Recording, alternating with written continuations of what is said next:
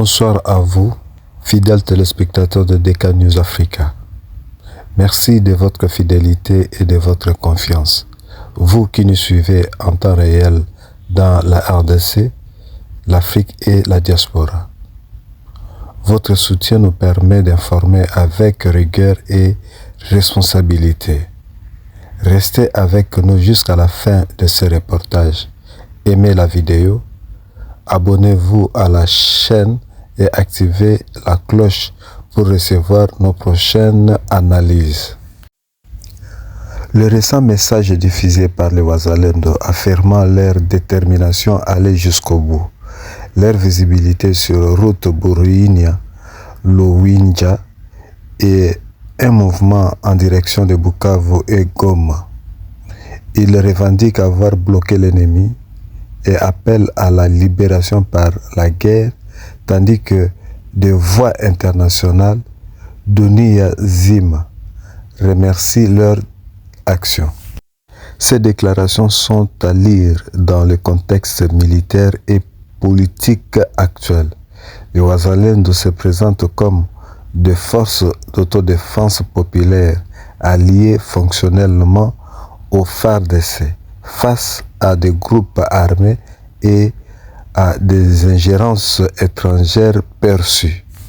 Sur le plan militaire, la présence affirmée et la mobilité Wazalendo sur axe Buruinia et Luwinja indiquant une capacité opérationnelle accrue, contrôle d'accès routier, surveillance locale et capacité à harceler ou contenir des forces adverses. Si ces affirmations sont exactes, elles matérialisent une dynamique nouvelle des terrains où l'acteur local pèse sur les rapports de force. Politiquement, ces sources servent à plusieurs objectifs.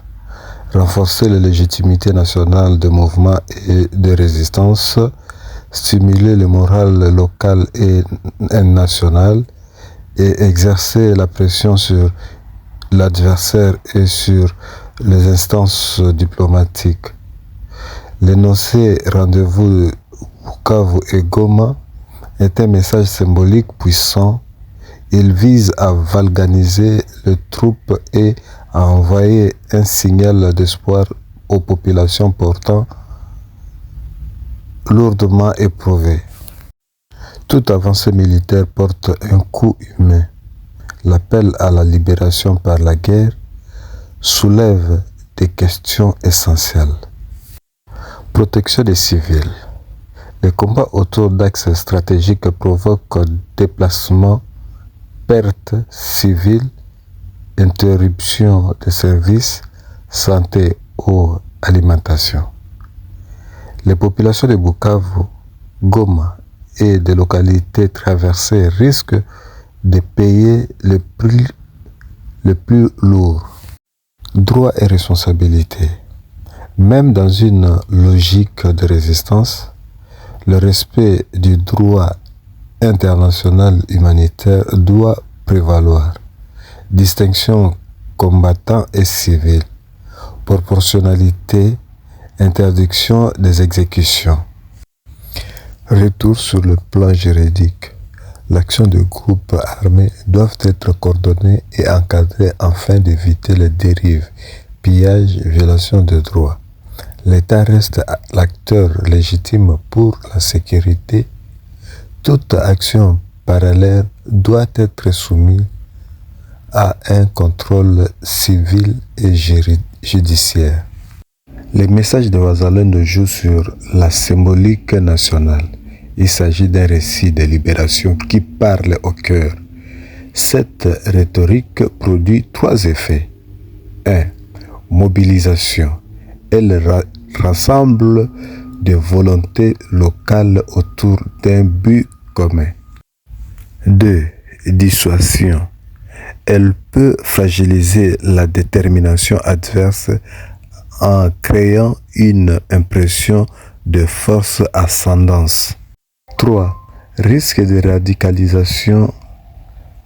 Si la victoire est promise uniquement par les armes, la société civile perd la place du dialogue et de la reconstruction. Pour transformer une poussée militaire en victoire durable, plusieurs conditions doivent être réunies. Coordination stricte avec le FARDC. Toute action de Wazalendo doit être intégrée dans une chaîne de commandement claire pour éviter les frictions ou les incidents. Plan de protection civile. Établir des corridors humanitaires, points d'accueil pour déplacer et canaux d'acheminement de l'aide avec les ONG internationales. Voie politique parallèle. Préparer dès maintenant un plan de stabilisation et de gouvernance locale pour les zones libérées. Sécurité seule ne suffit pas. Si la dynamique actuelle se maintient, Wazalendo active coordination accrue avec FARDC, appui logistique limité, il est probable que l'on observe gains territoriaux locaux et temporaires, réaction violente de l'adversaire, parfois concentrée sur les populations, augmentation de flux humanitaires et, à moyen terme, une opportunité politique. Si la libération devient réalité, viendra alors le défi majeur de la consolidation, administration, sécurité, relèvement économique. La détermination affichée de Wazalendo à Bouini et Luwinja est un élément important du conflit. Elle incarne la volonté populaire de défendre le territoire. Mais la valeur d'une victoire militaire se mesure aussi à la capacité à préserver la vie humaine, à restaurer l'état de droit et à instaurer une paix durable. Le chemin vers Bukavu et Goma, s'il passe par la lutte armée, doit impérativement être accompagné d'un strict encadrement légal, d'une protection des civils et d'un plan de gouvernance post-conflit. Sans cela, la reconquête restera incomplète et la souffrance prolongée. Merci d'avoir suivi cette analyse sur DK News Africa. Votre fidélité est précieuse. Likez la vidéo, abonnez-vous à la chaîne et partagez ces reportages pour que l'information circule. Restons vigilants, solidaires et attachés à la dignité humaine. Reportage signé Apôtre Dédé Kibala, DK News Africa. Que Dieu protège la RDC et bénisse son peuple. Burinyi ba komanda betu konabo hapa, ba komanda batayo, ba kolonele, ba majoro tuko nabo. Tuko na sauti ya nani ya uzalendo, tuko na sauti ya Mulenge, tuko na komanda wetu pale mtulivu, tuko naye hapa komanda secteur, tuko na komanda batayo Ansego Azmiloge, tuko naye hapa Lumbukulu Nonga Severin. Njo bikosi bilifika, njo bakuwa we balileta bikose. Tunaona nyuma yetu hapo tuko na komanda politike mutu kwa fere, tuko naye pale hapa. Tuko na chef SD opérationnel Mama Alizala Isisha Ngongolo. Tuko na ya Ben. Kikosi kiko sawa kabisa. Kikosi kiko sawa. Naona nyuma yetu kule tuko na Observance Komanda Omari, tuko naye pale. Vraiment courage sana ba komanda, courage sana. Vraiment tunashukuru sana kutufikisha hapa Luwinja. Tumupike huyo adui M23.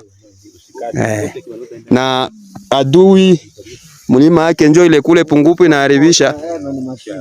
Pungupu vraiment inaharibisha. Eko kule na hapa njo mumungini hapa. Na mwenye iko na ba filmer hapa na kusema Mutombogile lile chef S1 opérationnel. Bila kujisahau. Dendo. Vraiment.